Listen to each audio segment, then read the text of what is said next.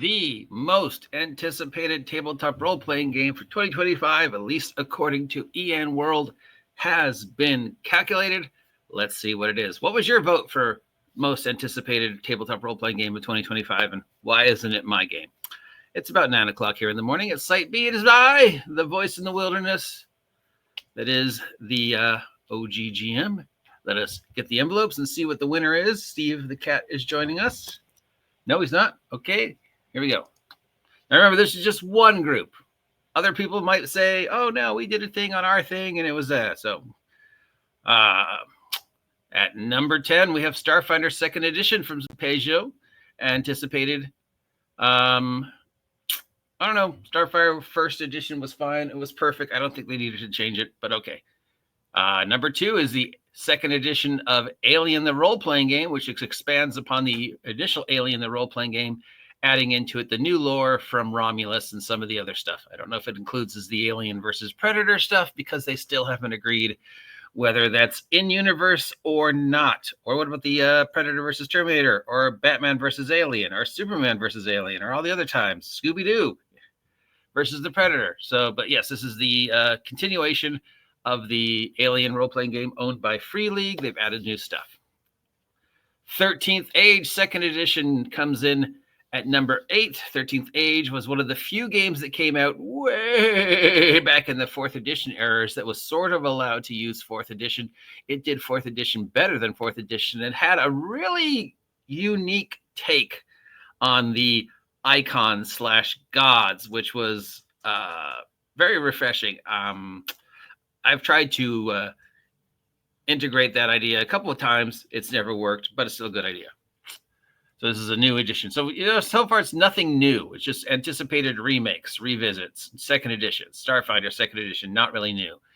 Alien 2nd edition, not really new. 13th Age 2nd edition, not really new. Coriolis 2nd or 3rd edition. So we got number 7, Coriolis. This is the return to the Coriolis, one of Free League's first games. So it offers everything you would need to play the old Coriolis, as well as giving you a jump start. If you've never played Coriolis, you could jump right in, play Coriolis, and then if you wanted to go back and buy the other stuff, you could, because it's supposedly backwards compatible.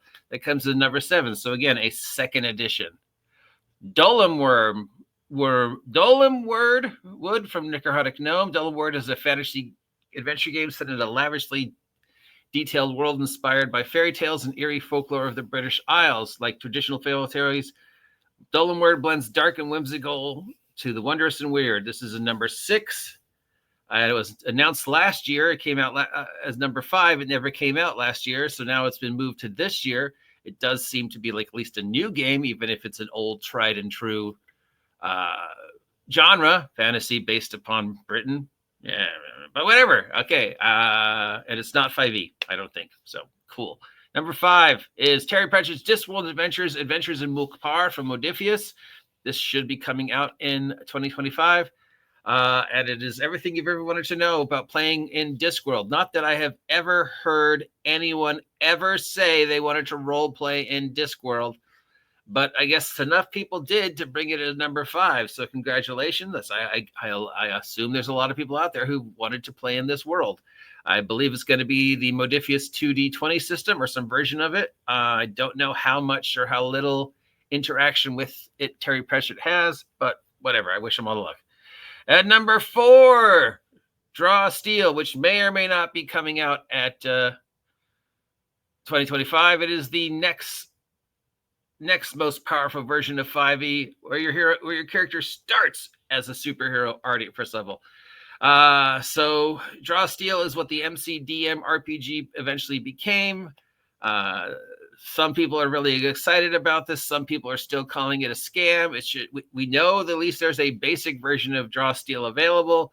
Who knows how well it will do at the races? I think it's a telling sign that Matthew Colville went right back to making 5e stuff and selling stuff on D&D Beyond, because maybe he secretly doesn't think it's going to be as big as he thought it was going to be, and Wizards offers him more money, or at least he hopes it does. Anyways, there was a lot of expectation around this, both positive and negative. We'll wait and see. Coming in at number 3, that's a surprise, is Daggerheart. I thought this would be higher, but I guess maybe it goes to show that the Critical Role fan base is starting to get tired and you've just been dragging things out too long. I expected this to be number 2 or number 1, considering its Critical Role. But still, number 3 for Daggerheart. We know it will be out. We know it's ready. We've seen it. We know they're hinting that Campaign 4 will have some attachments to Daggerheart, but we don't know what. It remains to be seen how well it does in sales, but the anticipation for this is very high. At number 2 is Mistborn. Cosmere, the Brandon Sanderson thing, which broke all Kickstarter records at like 100 million. So obviously because of Sanderson, some of the name recognition and some of the excitement about seeing Mistborn and all the other Sanderson stuff be put out on tabletop role-playing game comes in at number 2. Stephen Glicker has had good things to say about his stuff and the other stuff he's written tabletop role-playing game-wise. So there is a lot of expectations for this. It is D&D adjacent, but it's also some new stuff. It's number 2, which leaves the mystery of number 1. What? Because it's not Daggerheart and it's not Sanderson's. So what tabletop role-playing game out there has gotten more press for coming out in 2025 than Daggerheart or this or MCDM? Strangely enough, it's one no one's heard of. Legends in the Mist, Son of Oak, is the number 1 most anticipated tabletop role-playing game of 2025. It is based upon the acclaimed City of Mist role-playing game, which is, of course, based upon the acclaimed Powered by the Apocalypse, where you set off... it spins a fireside tale of unlikely villagers setting out on a quest into a greater unknown world, rife with peril and mystery in the veins of the Lord of the Ring and many other... Lord of the Rings, Wheel of Time, Princess Mononoke, and many other fantasy stories, or create your own legendary realms with the game's open-ended system.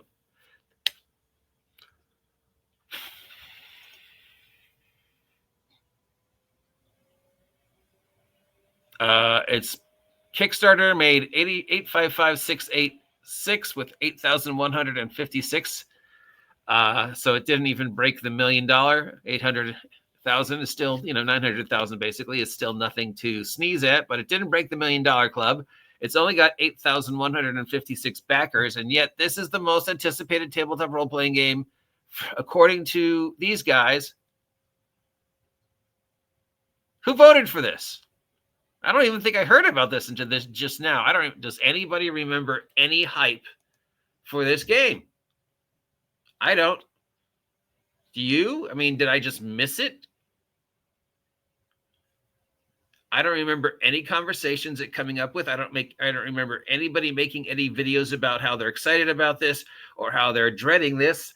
I don't know what Son of Oak's rustic fantasy track record is, if they've been a really successful company in the past that I'm just not aware of.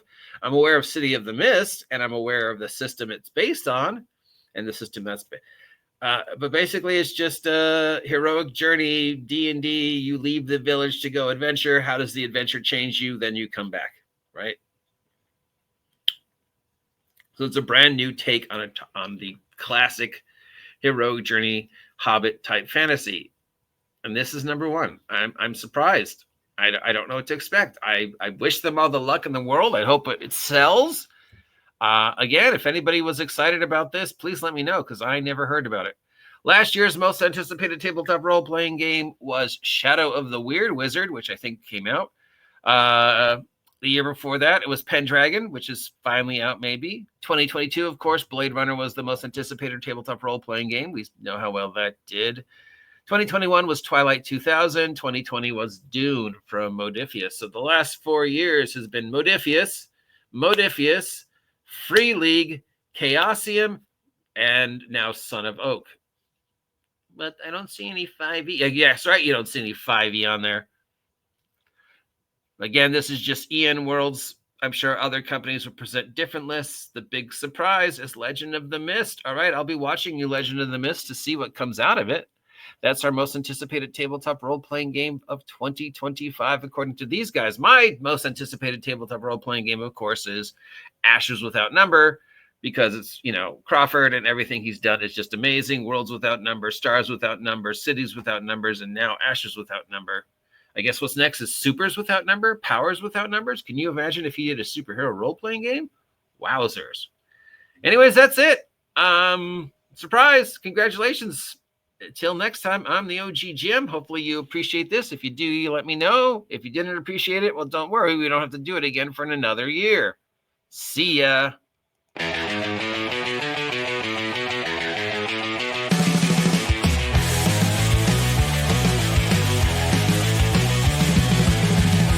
Roll the dice and ride the wave. Quest and dragons, the news we crave. Under neon lights we take a stand. Knights and wizards across the land.